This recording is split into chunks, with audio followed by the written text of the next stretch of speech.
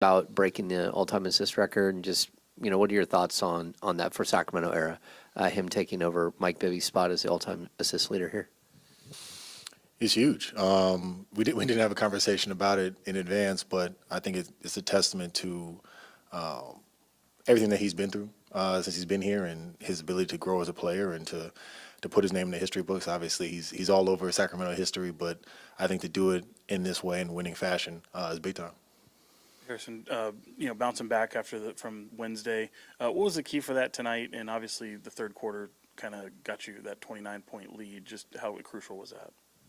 It's big. I think for us, kind of like I said in advance of that game, we've had some good wins followed by sometimes some ugly losses. And I think for us, it's just trying to find that consistency. I think we're still working towards that. We're still trying to grow in our maturity in terms of just approaching every game the right way. And even if we're going to lose a game, I think it's losing our style of play. So, it's good to see us getting back to how we play. Harrison, you've played with a lot of great players in this league over your career. Domantas Sabonis seems to have just normalized a double-double, and now he has 18 triple-doubles, I believe, as a member of the Sacramento Kings. Do you think, whether it's just the NBA circles or whatever, it just takes what Sabonis does for granted because he does it so often? Absolutely. I think sometimes even, local media or local fans, I think when you just see a guy who comes out there every single night and you just see that type of production, you could just almost, like you said, take it for granted. And I think for us as a team, we see the work that he puts in, the work that he, does on his body to make sure that he's available, every single night. And it's just a testament to his commitment to being out there. I think you saw that last year, obviously playing through injury, still going out there, putting up that same production. And this year, continuing to do the same. I mean, that's huge for all of us. Anytime that we feel like we may, not be 100% to kind of push through. I got two for you, HB. First, defensively, what was different tonight for you guys? Really just trying to be physical. Obviously, we were fouling a lot, but I think that trying to be err on the side of being more aggressive is big for us, because when we've let teams settle in, get comfortable, just kind of have their way offensively, that's when the wheels have kind of come off for us this season. And the second is biggest bugaboo for you guys are back-to-backs this year. Just you haven't won one. What's going to be key tomorrow, especially it's the best team in the Western Conference coming into your house? Yeah, I mean, I think it's obviously I look at the tape about the last time we played them, but once again for us, I think it's a matter of where we put up a stand defensively. Are we going to start off the game, like we did tonight, even though, like I said, we were fouling, but just being aggressive, dictating what we want to happen and make sure they feel us, or is it, we're going to try to just outscore teams, and then in the third quarter see, what we can try to do after a team is, put up 50 or 60 points in the first half. Yeah, Harrison, specifically when it comes to your three-point defense, Phoenix goes 5 of 25 from three. Just how big was that in this game, and what do you feel like led to that? Yeah, I mean, obviously, they have, great players in Book and KD, and, they have shooters out there. So for us, just trying to get them off the line, trying to make them, work for shots. I mean, they're still going to make shots, they're still going to do what they do, but how can we just eliminate one or two possessions here or there, each guy trying to take it upon themselves to try to make them work just a little bit more, and ultimately it came out to a great defensive effort from the three-point line tonight. Harrison, as of tonight, you guys got 4 wins on this game's 6-game homestand with one more to go. How important was that, at least to get that 4th one, going into tomorrow's game? I think it was more so just responding, after last game. When we watched the tape, there were a lot of things that happened in that game that were uncharacteristic of what we've been trying to become. And I think for us, it was just a matter of getting back to the basics and putting out a good effort. We feel like if we play our style of basketball and we compete the right way, that we're in any game. We can compete with anybody. And I think that was our biggest focus coming tonight, rather than trying to say, this is how many games we have left at home, or where are we at in the month, or the standings, or anything like that. Thanks, everyone. Tengo una pregunta en español para ti, muchacho. Por supuesto. ¿Cómo te sientes después del partido? El partido fue muy bien. Te preguntara 5, pero nada más te voy a dar una. Repita, por favor. Chris me dijo que te preguntara 5 preguntas, pero nada más te voy a preguntar una. Gracias. Tengo conversaciones con él todos los días y él es muy divertido.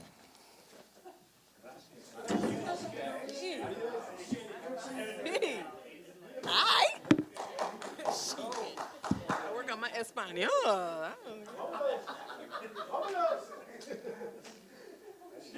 gotta ask Harrison 5 questions in Spanish. And then they were doing their that's He goes, not right now, after the game. And he happened to be here. It was meant to be. That's meant to be. I love that. I gotta work on my Espanol, man. That's good.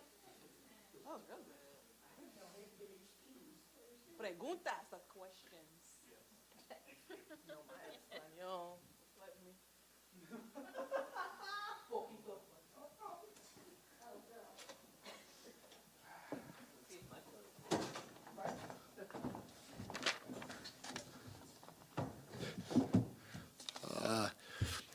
Good win by our guys. They did a heck of a job responding. One of the things we talked about before the game was, we have 100% control over our ability to communicate, our physicality, and the multiple efforts that we give for each possession. And I thought we were pretty good in all those areas. They missed some shots, but they were 5 for 20 from the three-point line throughout the course of the game. And so that meant that our guys were flying around the right way and trying to contest shots. HB had a big game for us. I thought you're not stopping Kevin Durant. Although Kevin Durant had 28 on 9 for 14, HB did a great job on him throughout the course of the night. You just trying to make him work for his shots, and you're very appreciative of having a veteran like HB be able to step up and and make a Hall of Fame player like KD work. Obviously, 31 assists on 44 field goals was huge. I thought our pace was big, especially in the third quarter. We came out and got some stops, and we pushed the ball on makes and misses, scoring 16 of our 21 fast break points in the third. Wish we would have put bodies on bodies a little bit more. But at the end of the day, Domus's efficiency, going 12 for 15 from the floor, another triple-double. I don't know how many that he has, but it just seems like it's commonplace for those to pop up for him. But heck of a game by Domus with his efficiency on the offensive end and the big triple-double night. Mike, a little more on Domas. I think it's 4 triple-doubles this season, 18 as a King. And in addition to that, he just seems to normalize double-doubles on a nightly basis now. How valuable is that to have someone that you can almost pencil in that kind of production across the board a night? And do you think people take that for granted a little bit when watching him? When great players do stuff like this consistently, I think it's natural for people to think, okay, now great game, but not get excited about just because that's what he does. And so to be able to recognize it, to highlight it when he does it from time to time is big. And it's up to all of us to highlight it, because it's hard. It's hard. It's almost impossible to be a center and get a triple-double, all right? There's only a couple guys out there. Domus is one of them. Jokic might be the other one. I may be forgetting another guy or two, but it's hard to get a triple-double from the center position, first of all, especially as much as he gets them. But a double-double, everybody just thinks it should happen because he always gets double-doubles. And so I don't think it's malicious when people take it for granted at all. It's just expecting what a great player does. And just like Foxy, if Foxy has 27, hey, you're supposed to get 27 for us, and you're supposed to play defense too. Good game, but you did what you're supposed to do for who you are. I was hoping you could not only remember this moment, but shed some light on what happened. HB hits a 3 in the first half, comes over. It looked like he thanked you for something. Did you recall what that was? No, did you ask him? I missed. I meant to, but I forgot. He started speaking Spanish, so it was very confusing. He spoke Spanish? He did, yeah. What was he saying? I don't know. Anybody? Chris asked me to ask him 5 questions in Spanish. Ah. And so, because I guess he's learning how to speak Spanish. Yes, he is. And he did really good. Okay. Yeah, that's awesome. Okay. HB's a smart guy. He's very smart. And if he puts his mind on something, he gets it done. But so I got on HB, it was a few games ago, because it was a loose ball, and he reached for it. And so I got after him pretty good. And it was a loose ball in front of the bench. And I was yelling, get on the floor, get on the floor, you know. And he ended up coming up with the loose ball. And so play happened, and then a timeout happened. And he came up to me, he goes, I just want you to know, if I don't get on the floor, I will get the loose ball. I said, okay. All right, you don't have to dive on the floor if you're going to come up with it. So that's why he shook my hand. And I was just wondering if any reaction to Malik's dunk. It's not often that you react to some of the dunks that are on there, but wonder if that one impressed you. That one there was another one that he did earlier in the year that was like on somebody that impressed me. He kind of cocked it back and dunked on. So that one caught me off guard. Tonight, I could see it coming, and Malik, he's a freak of an athlete. And sometimes he doesn't look like it. You know, people may not think he looks like it, but he can fly. He can really fly. He should be in the dunk contest, Adam. Did I say that, Adam? He should be in the dunk contest. Only if he wants to, but go ahead. Coach, it's interesting. Every single time this season you guys face adversity, you're able to battle through it and come out on top. Another great example tonight. Just what's about this team that's able to make that work every single time? Well, the first thing is, I truly believe that this team wants to play the right way. And, you know, obviously sometimes it doesn't happen. And I think it's a wake-up call, and they realize what they can do better, and they try to embrace what they need to do and go out there and get it done. And, you know, I'm glad they're able to do that, and I think they're trying to fight for consistency, and hopefully we can get it. If we get consistency, as good as those players are in that locker room, we'll have a chance to take off. But again, we got a lot of basketball left. I can't sit here and promise that we may not get smacked again. Hopefully we don't get smacked as many times as we have already. And if we do, hopefully we'll show our resiliency like we did tonight and on other nights to come back and get a win. And speaking of adversity, I think the biggest adversity you guys have in your place right now is winning on back-to-backs. You haven't done it this year. Just what do you hope that the guys show tomorrow to respond to that adversity? You know, obviously, you're right. We haven't gotten a win off of back-to-back. We need to go out and play at a higher level. We can't coast against a good Minnesota team coming in here because if they do, obviously they're the best team in the West right now record-wise. It could get ugly. So I think it's a great challenge in front of us because of the times that we faltered. And I believe in our guys. I believe our guys will go out and play good basketball tomorrow to try to get us a win. Coach, KD told me that at one point during the game he got on you about the amount of doubles and blitzes you were sending his way. Do you recall that exchange? Yes. Can you peel the curtain back? Can you take us by some commentary how that went? Katie came over to me. It was a dead ball situation. He goes, "What's up with all this double teaming? Y'all double teaming me. Y'all double team. Y'all double team." I said, "Katie, come on, man." I said, "You forgot I was with you 2 years." I said, "You smart. You know exactly what we're trying to do and why we need to do it." He was like, "What? What?" He kept coming at me. I said, "Katie, you ain't baiting me into nothing. You're not fooling me. You smart. You're one of the smartest guys I coach. You know exactly what we're trying to do." And finally, he walked away. Okay. But does that speak to the personnel around them, or do you feel like you would have been doing that same double blitz action if they had a full team? Because, you know, they're guys in and out the roster, so most teams are doing that.